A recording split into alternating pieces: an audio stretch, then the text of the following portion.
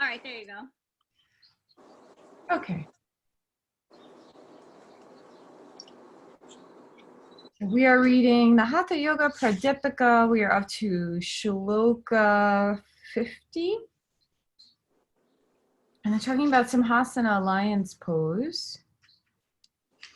We place the ankles below the scrotum, right ankle on the left side, left ankle on the right side of the perineum. Place the palms on the knees, fingers spread apart. Keep the mouth open and gaze at the nose tip with a concentrated mind. This is Simhasana, held in great esteem by the highest yogis. This is the most excellent asana for facilitating the three bandhas or locks in the body that we talked about yesterday, the root, the belly, and the chin lock. There are two traditional methods of performing Siddhasana. Keep the left foot under the right buttock so that the heel presses the right side of the perineum, or in women, it will press the right side of the vagina. Lovely. Place the right foot in the same manner, pressing the opposite side of the perineum or vagina so that the feet cross each other. For this position, the feet and ankles need to be very flexible. Place the palms of the hands on the knees and spread the fingers apart. Bend the head forward into a semi-jalantara, that's the chin lock, bandha, and focus the eyes on the nose tip in Nasikagra Dristi. So Nasikagra Dristi is just looking at the tip of your nose. That's the point of focus. Open the mouth wide and extend the tongue as far as possible. Technique 2, Simhagarjanasana, roaring lion pose. Place the right foot under the right buttock and the left foot under the left buttock and separate the knees widely. This is the sitting position of Vajrasana. The hands can be positioned as in technique 1, or the palms can be placed on the ground with the fingers pointing towards the body. In this position, there's pressure on the balls of the palms. Raise the chin 2 or 3 inches. Practice Sambhavi Mudra. Extend the tongue as far as comfortable. Inhale deeply through the nose and exhale, making a roaring sound like a lion. Ah! The sound should not be forceful, nor should it irritate the throat. To stimulate the throat more, move the tongue from side to side. Swapmarama considers technique 1 as one of the 4 major asanas. Both techniques induce the practice of bandhas, or the locks in the body. The position of the feet, especially in technique 1, induces a natural mula bandha, which is the root lock, by creating pressure on the perineum. As the head is bent forward, jalantara, the chin lock, is performed, and by keeping the hands on the knees and arms stretched, the back straight and the body leaning slightly forward, uddiyana bandha, the belly lock, is induced. Simhasana is useful for alleviating numerous throat, mouth, nose, and even ear diseases. Technique 2 is particularly good for toning the throat and eradicating stammering. It also helps to externalize introverted people. This asana is more effective when performed outside in front of the rising sun. I've been told this one's good for getting rid of wrinkles as well. So. What, Amanda, what else is it good for? Getting rid of wrinkles. Oh, come on. Well, it's cheaper than going to Kiehl's, that's for sure. Yeah. Better than the Botox injections. You'll be able to smile after. All right, so the next one is Vajrasana, gracious pose. Do you want to screen share that, please? Or you can. Oh, yep. Okay, perfect. Sue's got it. Let me just Wait, Micheline joined us. I thought I saw another body in here. Oh, cool. You just have to put the, or here, I'll reclaim hosting. I'm gonna put it on, Sue. You want me to put it on? Okay. And yeah. Thank you. Oh, it came up for me. Okay. All right, so Bhadra means gracious and blessed. This is Vajrasana, which destroys all diseases. The yogis who are perfected siddhas call it Gorakasana. According to Swapmarama, it is also referred to as Gorakasana, and some call it Mula Bandhasana. Mula Bandhasana. But in these postures, the foot position varies slightly. Sit in Vajrasana and separate the knees as wide as possible. Then place the heels underneath the scrotum or the sides of the vagina. Heels of the feet are kept together. So it's the next page now. The next picture on top. Yep. Yeah. So I can for a screen share because it's easy. I can flip the pages from here. You got screen share? Okay. Thank you. Heels of the Yeah. feet are kept together and the balls of the feet are under the buttocks. When the sitting position is accomplished, hold the toes from behind the back and make the body steady. Close the eyes and concentrate on the breath, a given symbol or mantra. Gorakasana, however, is slightly different because you sit with the feet in front of the groin, the balls of the feet on the ground, heels together pointing upward. The right hand is placed on the left heel and the left hand on the right heel. Mula Bandha Asana is also a variation of Vajrasana. You sit on the feet, the soles of the feet together, heels pressing the anus, sides of the feet pressing the perineum or vagina, and toes pointing out in front. These asana positions are for advanced practitioners and those with very supple ankles. No kidding. Vajrasana spontaneously induces Mula Bandha, which is the root lock, and tones the reproductive organs, alleviating ailments pertaining to those organs. The benefits of Vajrasana are similar to those of Padmasana, which is the lotus pose, Siddhasana, the accomplished pose, and Vajrasana, I don't remember what Vajrasana was. Let's see. I don't either.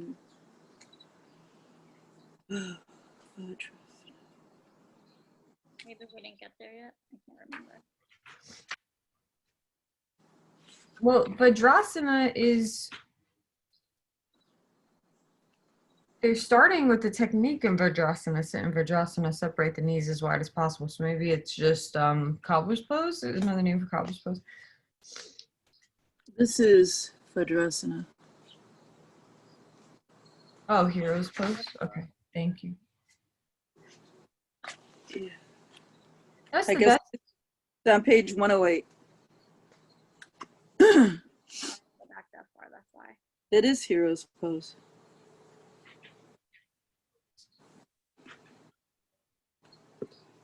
Okay. They have different Sanskrit names in here than what I've been taught.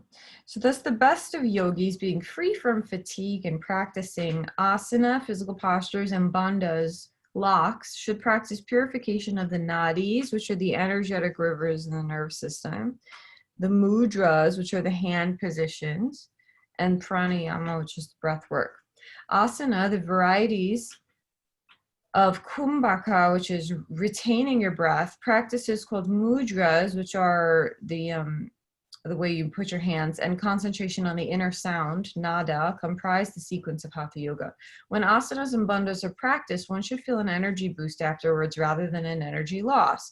If one experiences tiredness, it means some practices are being done incorrectly. After asanas, pranayama should be practiced to purify the nadis, or the energetic rivers in the body. For this purpose, nadi shodhana, that's the alternate nostril breathing we've been doing in the mornings, pranayama is best. Then mudras, hand positions, should be performed to channelize the energy and create specific attitudes of mind. And bandhas, the locks, to force energy upward.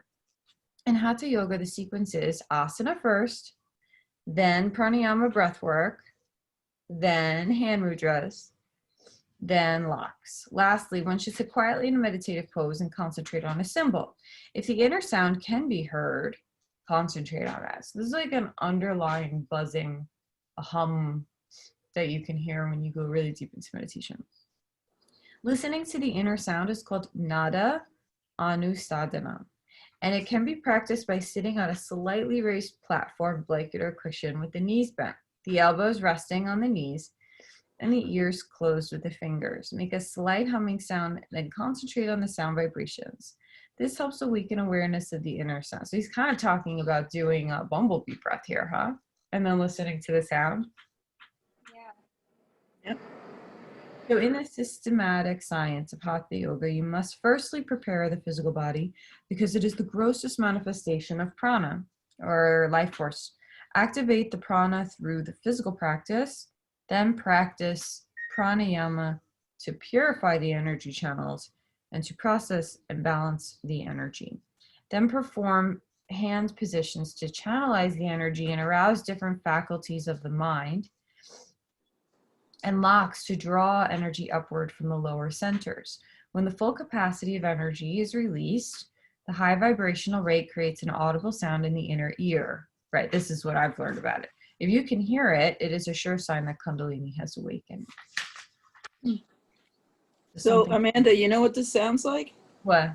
Like we should be doing a yoga practice before, Before we doing- meet up? yeah, before we start doing the morning sadhanas, because so we're doing asana before pranayama Mhm. and mudras and bandhas. So maybe we should get up at 4 o'clock in the morning. Well, we should be, because, right, that's when they say we should be meditating. Well, Diane's been begging me for a morning class. I plank now before this, too. So you can join me in plank. All right. So you're doing your thing, yeah. I mean, I'm usually up way before this, but all right, I hear We it. could do I could teach at 6 a.m. if you want. Say what? I could teach a 6 a.m. class. We could do 6 to 7 and then get some tea and then sit and do our meditation practice. You know, I was waking up at 5:30. Yeah. During quarantine, I would wake up it was 5 a.m. and I would listen to a lecture on the Mahabharata with my teachers. And then I would go give the baby boobies. And then I would meet up with you guys and we would read the Yoga Sutras together. But towards the end, I just lost steam. I haven't woken up at 5 a.m. But yeah, that's when they say you're supposed to get up. 4:30, really.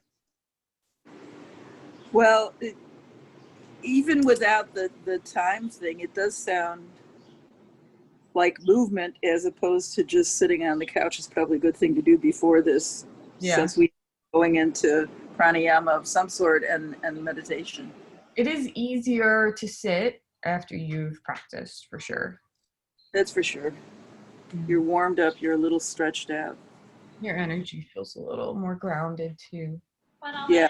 I'll add to that, it's easier to sit after you move in the morning, because I feel like after a day, for me to sit and meditate, like if I practice at 7:30,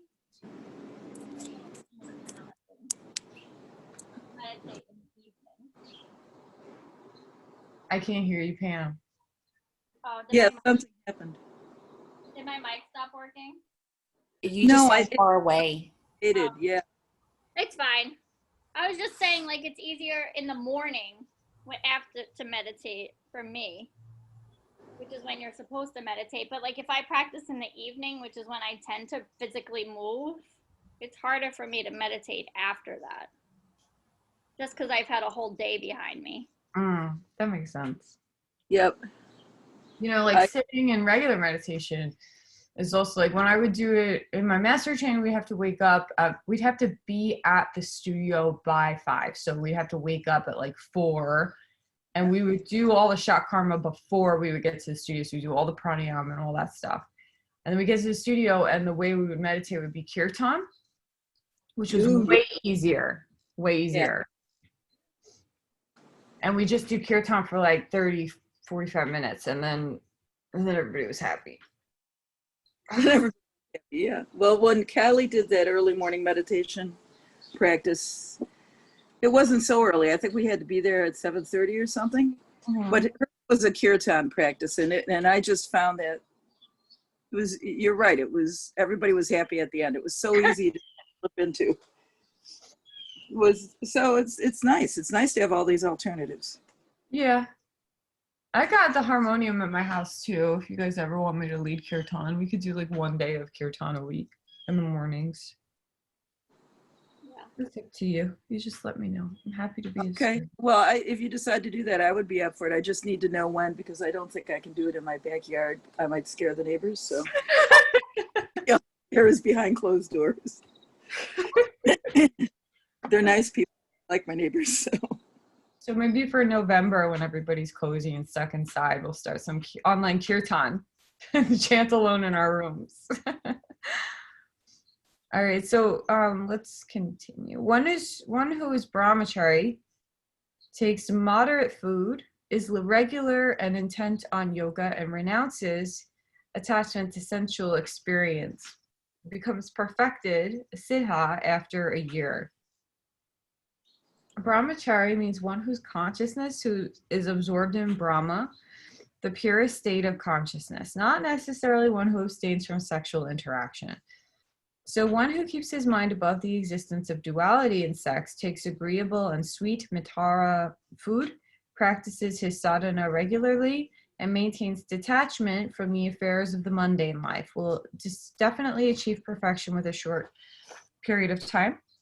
It is certainly no easy task, as we have previously discussed. There are many trials and obstacles to face on the path to perfection. I led teacher training on Sunday, and we were discussing brahmacharya. But you know how I always teach it where it's not about sex, it's about moderation. And they were like, why are you talking about orgasms? And I was like, well, because that's what everyone usually talks about with this. So I guess I'm doing a good job of making the point. They're like, why are you talking about sex? But it can be done. Brahmacharya is what we've been talking about this whole time, where we're balancing the active and the latent part of the nervous system so that the central channel can open up and then it can lead energy up the spine. And there's an issue with sex where it's such a thing that people get so attached to and so addicted to that they actually end up leaking so much energy outward and downward because they don't know how to apply the practices during the act of it. So the idea is there in all of our actions, there should be an intention of having our mind absorbed in higher consciousness with the intention of the energy moving upward. So yeah, there's brahmacharya. Yeah. I'm doing the Ayurvedic cleanse, and today is my day 3, and I feel great. That's great. Yeah, and I mean, I do love doing this. So last night, but Eric has chocolate chip cookies in the house, and they're on top of the fridge, and we don't usually have snacks like that in the house. And I keep looking at all day yesterday. I kept looking at them. I'm like, I just want to have, like a little piece of it all day long. And I was like, no. But watching myself do that, I'm like, it's just this 1 week you're not having it. Like, you don't even want it. Just like watching myself go for it when I wasn't even like wanting it. I saw them and then wanted them. So I was like, next time, Eric, no chocolate chip cookies in the house while I'm cleansing. I was thinking exactly what you just said. Like this idea, like brahmacharya is not something I think about often as part of like the ones I need to focus on. But really, this whole idea of yoga is really just moderation. Mm-hmm. And I was thinking about that just last night, just after I finish my cleanse, I'm never not going to have a chocolate chip cookie again. Like, of course I'm going to have a chocolate chip cookie, but I'm going to do it in moderation. And it's just like, that's why I love this reset to the cleanse, because it really lets me check in and been like, what was I overdoing? What was I underdoing? It's like that. It's like the balance. Yeah. That I need. As soon as you take something away, you see your relationship to it. Yeah. It's like after you break up with someone, suddenly you can really clearly evaluate the whole relationship. Whereas when you were in it, you couldn't see what the unconditioned responses were. Yeah, the cookies are a great example. I have a relationship to chocolate chip cookies also, which I would like to reveal here. I make really great chocolate chip cookies. They're heavy on the oatmeal. They're not heavy at all on the sugar, but they're heavy on the chocolate. And they're really good. So if I keep them on our first floor, inevitably I have one a day, inevitably. And on a bad day, we won't even go there. So I asked my husband, we just redid our kitchen, which was terrific. So we took our old refrigerator, set it up downstairs in the back basement room, which I dread going into, but it's there. And I asked my husband to please take the chocolate chip cookies downstairs and put them in the freezer, in the basement freezer. He uses the basement most, to see his patients and so on and so forth. And they're away from me. And I have to say, it was like a switch clicked off, without seeing them. I thought I would be sneaking downstairs, but no, I didn't. And so that was a weird revelation for me about the relationship of me and chocolate chip cookies. You must be very present in your daily life if you're not thinking about them in the basement. Well, yeah, and I know they're there. And in fact, the other day there were guys here helping to put in the raised beds, right? So I made them coffee and brought and asked Lee, please go downstairs and get the chocolate chip cookies, you know, and we can put out some for these guys because there were also a couple of kids here, and I thought they're going to like them, and they did, and they were back again, and I had a chocolate chip cookie, and now please take them back downstairs and put them in the freezer. Anyway, I think enlightenment is being in the room with chocolate chip cookies and being able to be okay with not eating one if you don't need one. true, and I'm not there yet. So onwards and onwards. Yeah, I got that with cupcakes. I feel you girls. Well, mine's not limited to cookies. I will eat anything, but I'm sure you're feeling that way right now, third day of the cleanse. no, but as I go on, I crave less because I'm realizing the benefits of it. Yeah.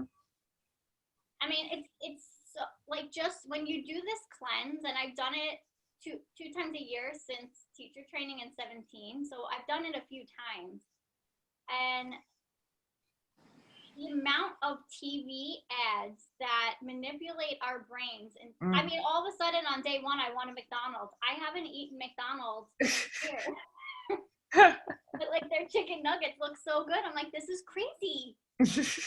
When the TV's on, and like that, like the TV's always on in my house because Eric watches sports, but so I'm not really even paying attention to it. I could be reading, and all of a sudden, I'll be like, I want chicken nuggets from McDonald's.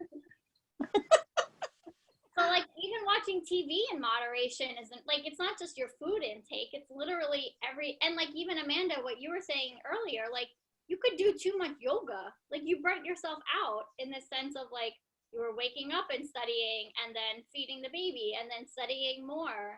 Like if it's not something we can keep up with.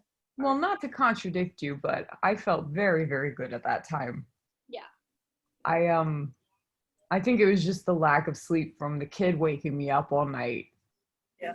That burned me out. Before her, I was so disciplined. Before her, I would wake up at 5 a.m. every morning and do my practices, and kids really put a wrench in the wheel. Is that the phrase? Well, and you were also struggling with, you know, COVID and running a business. Yeah, sure. It's been kind of a wild time. Saying that the yoga studying was burning you out, just your whole lifestyle, like the whole life you were living, like you had to balance, you had to cut something out from it because and like that self-evaluation on almost like we do it once a year on the new year. Like some of us will set a New Year's resolution, but we don't check in. Like it's almost like every week I turn the page in my planner and it says, what are my weekly priorities? And I started filling those in. And it's like every week we have to check in with ourselves every single day. It's like, what is today? What am I doing today? Instead of, otherwise you're just going around grabbing chocolate chip cookies. Right. That's so healthy, Pam. Yeah. Yep. I agree. That's a nice metaphor too. Otherwise you're just walking around and grabbing chocolate chip cookies. I like that. And really, Well, thanks guys, because guess what I'm thinking about right now? Luckily, Lee has patience, so I can't go into the basement. You are barred from the cookies. I am barred from the cookies. Oh, that's funny. And now I want to run out and buy some chocolate chip. Yeah, humans are so susceptible to suggestion. And that, have you guys seen that movie yet? My best friend made me watch it, The Social Dilemma. Oh no, is it good? It's disturbing on so many levels.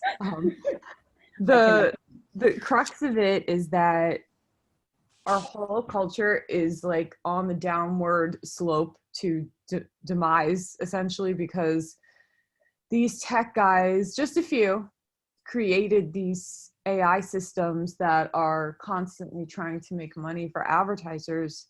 So it pushes an algorithm that is based in suggestion, where it's creating a schism in our society, essentially, where it's part of the reason why we've become so polarized in America, where it's like either Republican or Democrat.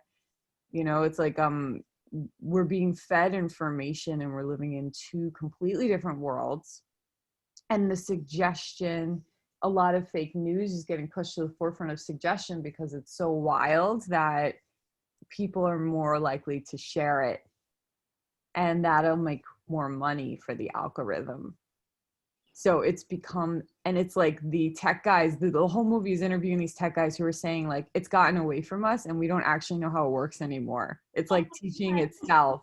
And they're very concerned. Like they won't even let their kids use YouTube or Facebook or Google or any of this stuff because of these algorithms that are like destroying the consciousness of people. Like if you look at the depression and anxiety rates of teenagers now versus before the algorithm, it's insane. So it's like it's figured out how to use that suggestion to get us hooked. What did they call it? Oh, they would call it something you would know. So it's like it's a psychological term, maybe intermittent. It's like intermittent benefits. So like sometimes you're gonna get something delicious. Like sometimes you're gonna get the cookie, but most times enforcement. That's right. Yeah. So sometimes you get the cookie, but most time you're not getting the cookie. So you're kind of like scrolling for the cookie. Yeah, you got to keep going. You gotta keep going. And because it's not like a constant thing or an unconstant thing, it gets you addicted. So these kids actually have like really severe addictions where they can't put down their phones and tablets, and they can't feel peaceful just in the present moment because this algorithm is training them like Pavlovian dogs. It's crazy. And I'm sure like if you guys use social media, you might experience that as well, where you feel like you have to look at it. Like when I'll cleanse from Facebook and Instagram about every month. I'll do like a weekend where I'm not on. I have to use it for my business, so I have to go on, but I really don't let myself look at anything. And then it's that same thing where it's like if you've had access to cookies all week and then suddenly the cookies are in the basement, you're thinking, oh, the cookies. Like with Facebook, it must be like 10,000 times. Oh, I'm going to look at Facebook. Nope, you're not looking at Facebook. Oh, I'm going to look at Facebook. Nope, not going to look. And it's actually like, especially when you're on the yogic path, that is the opposite of how we're supposed to be training our brains, essentially. Like it's decaying the brain. It's wild. So it makes sense why everything's happening the way it is right now. And this is on Netflix, right? I've heard about it. Yeah. I mean, it makes absolute sense. Yeah. A friend of mine who is a heavy duty social media user just watched that. I think is it a documentary? Yeah. So she just watched it and she sent me a thing saying, all right, I'm healthy, I'm not sick, we're all okay, but I'm gone from this for a while. So she cut herself off. Yeah, a couple of people I know who watched it stopped using all the social media stuff, to get free. And that's what you were saying, Pam. It's like, what are we feeding through our senses is what the mind and body becomes. That's what the yogis always taught us. So like you can really try to be intentional about it and only look on YouTube at like spiritual things or things that are teaching something important, but it's better to pick up a book. I've tried to, after I watched it, I unfollowed a bajillion things and a bajillion people that were like lower consciousness, not uplifting. And like the majority of the stuff now is like either my closest friends or things that are like about the Vedas. And that's definitely made a difference because I was becoming a wreck with like all the political stuff. I was having so much bad anxiety. I could like even just sitting in meditation was becoming very difficult. So it's interesting to kind of watch yourself experience all that, but it's worth making these conscious decisions towards brahmacharya, right? It's Facebook is like the opposite because the algorithm, Instagram, YouTube, all that's become the opposite of brahmacharya, really. It's wild. Well, I set my timer. Because like I'm thinking, it's not even just Facebook. You go to check the time on your phone, or the weather, and next thing you know, you're on Facebook because we're so trained, and then Mhm. you forget to check the time or the weather, and you're on Facebook. But my phone, I have a timer set on. After 15 minutes, I'm done. It, Mhm. it kicks me off so that I can't get lost in that trap. It's good. But I was thinking of like, it's that same idea. Like if Sue goes down to her basement and is intending to do laundry, but instead winds up at the refrigerator and then goes back upstairs and does the laundry. Like I think because of all the self-study work I've done this year with COVID and the mornings and meditation, like I'm so much more self-aware of the cleanse this year. And maybe it happens to me every year, but I forget. But just like what we feed our body is important, but really what we feed our soul that's non-food is almost more important. Yeah. Like we learn about the food pyramid, but we're not learning like, yeah, it's okay to have Facebook, but make sure it's set like you're saying, Amanda. Mine's also set that way.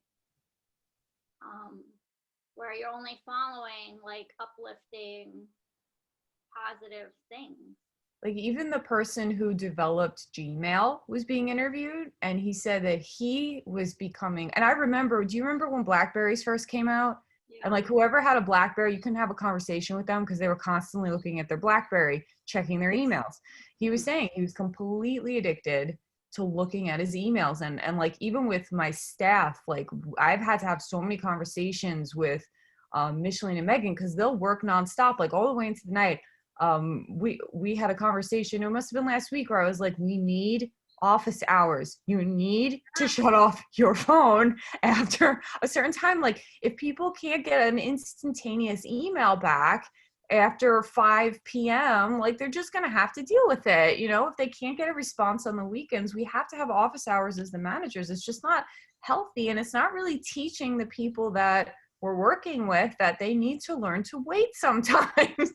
It's healthy to be able to wait. We're living in a world with just instantaneous it's like instantaneous gratification. And it's not natural for the human being to get that, and it's sort of turning us into little tyrants. Well, JP Morgan took my BlackBerry away and told me I have to put it on my phone. So now my personal phone is also my work phone, and I'm always on. It's a BlackBerry app, so it works similar. I'm always on that. I'm always on my phone because personal work, whatever. But that's why I really try to take book break, like hard books. I can't even be on my Kindle. I don't want anything technology. Yeah. You really have, and you have to do those cleanses from your phone too. Like I also do that week-long cleanse at least once or twice a year where I'm like, I'm not even texting. Like it's all extreme, but it makes you realize how attached you are. Yeah. And the doom that's being fed to you is also unnatural. Like in natural communities, you don't only have access. I remember learning this in my psychology classes. You only have, and cultural anthropology, you have access to like 150 people and the information about their lives. And that's like all you can really handle. But suddenly with Facebook, you have access to the opinions of tens of thousands of millions of people. And it's just not a natural thing to hear about like someone in Ohio being murdered, right? If you were like living in a tribe, you're not going to hear about the tribe like thousands of miles away. Maybe you might after years, but it wouldn't be this constant stream of doom coming into your consciousness. And it, you know, by shutting it out, because I was like, I was getting very following the news. I got to follow all the things. All my friends are posting these things about this terrible thing that happened, this terrible thing that happened, terrible, terrible, terrible. Every time you wake up, it's terrible, terrible, terrible, especially right now. And it was making me feel like even though everything was okay in my like general vicinity, like my kid was okay, my family was okay, you know, everything was okay in my house, I had food. Me and my husband have to do that at night. We have to be like, we have food, we have our health, we have heat, everything's okay, everything's okay, because it's getting so intense. And then I shut all that out, and suddenly it's like that feeling of complete and utter panic all the time went away because I was just in the present moment with like the things at hand. And even though you should be aware of the things outside of yourself, maybe it's a little too much. Like better to read the newspaper in the morning and then live your life afterwards kind of thing. Yeah. It's just a little too much. It's not healthy. It's a lot of too much. Yeah, it's really not healthy what we're doing to ourselves. I mean, even in the COVID situation with the just being inundated with information about COVID, the constant update, Kumo was on all the time, and I'm a nurse by trade. So my work life was all COVID as well. So COVID, 24 hours, 7 days a week for months on end. I just had to decide that I have to take a break from it, step away from it. So when I wasn't doing it with work, there was no discussion, like it wasn't on the news. I didn't need to hear the latest update from Kumo. I just had to stop because it became so overwhelming. Yeah, I can't even imagine. And it's scary. It's so scary. It's like, oh, at any moment there's this silent killer around the corner coming to get you, you know? Right. And then like what Pam was saying with the social media, to detox from that or just step away or have a cleanse, I actually would delete the app from my phone. Right. So I couldn't not carry my phone around, but I found myself still wanting to click on and open it up. So early on, when I started doing the cleanse from social media, I would literally remove the app from my phone. So it would, cause me to have to go through a few steps if I actually wanted to get into it. So it wasn't as easy, like it wasn't just a click away. Very similar to moving the cookies downstairs, right? You have to deter yourself. Have as much accessibility to it. Yeah. Yeah, it's like whatever we have to do. Because it's tough. It's like no matter how much mastery you've gained over your mind, this AI is so smart. It's figuring out how to get into your brainstem and overpower like whatever work you're doing. That we have to like shut it off. Like even the people who literally developed the algorithm are like, I can't use it because I was getting addicted. Like they know how it works and they still can't stop themselves. It's wild. I know, you just have to delete it. It's like just get cold turkey, get rid of it. It's even too, Amanda, like the AI is training us to act like that toward each other. It's like, oh, you didn't see that? You didn't see that? I'm so like, now I'm like, whatever. I like people are just roll their eyes at me all day long because I'm like so behind. Like, no, I didn't hear about that because I'm doing other things. I have some to read and I'm living in my bubble, which is good and bad. I mean, I try to keep up a little bit, but I can't keep up as fast as everybody else. I just can't. You'd have to be on 24/7 with the amount of things that are happening every single day. You wake up and there's a new nightmare happening. So it's just so unhappy that they have the time to do that. Like I can't do that. And then they say they can't get anything else done. I have no time. I have no time. I have all this stuff to get done. But then like we wasted 4 hours on social media. I don't know. Yeah, I saw a parenting thing yesterday and they were saying like if there was Facebook and Instagram, all this stuff back when, like how many poets we wouldn't have access to their work, how many people wouldn't have picked up a paintbrush to make some beautiful painting that we enjoy now. It's like shutting down creativity. We're becoming the imbibers and not the creators anymore, which is sad. Yeah. So true. Yeah. On that note, we'll do some pranayama and we'll find some freedom in our minds. We'll meditate. We're lucky we have access to this stuff. All right, so let's take the right hand, or Pam, do you want to lead it because my video's off? Yeah, let me just. I think Sue is still on Spotlight. I can't move her. Why am I on Spotlight? Because you were holding. Okay, there you go. All right, so fold your pointer and middle finger into your palm. So use your right thumb to close the right nostril and the right ring finger to close the left nostril, letting your left palm rest gently in the lap palm face up or down. Bring your hand up to your nose, close your right nostril, inhale through your left. Close left, exhale right. Inhale right. Close right, exhale left. Inhale left. Close left. Exhale right. Inhale right. Close right. Exhale left. Inhale left. Close left. Exhale right. Inhale right. Close right. Exhale left. Inhale left. Close left. Exhale right. Inhale right. Close right. Exhale left. Inhale left. Close left. Exhale right. Inhale right. Close right. Exhale left. Letting your right palm rest gently on your lap. Breathing through both nostrils.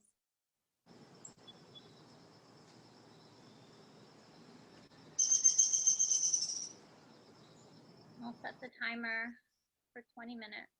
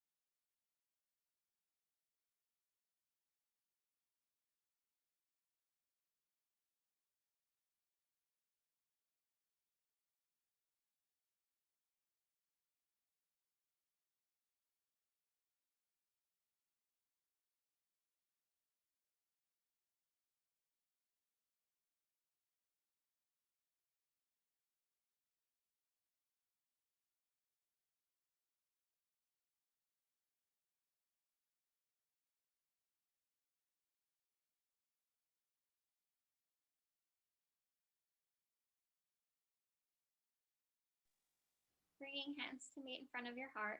Namaste.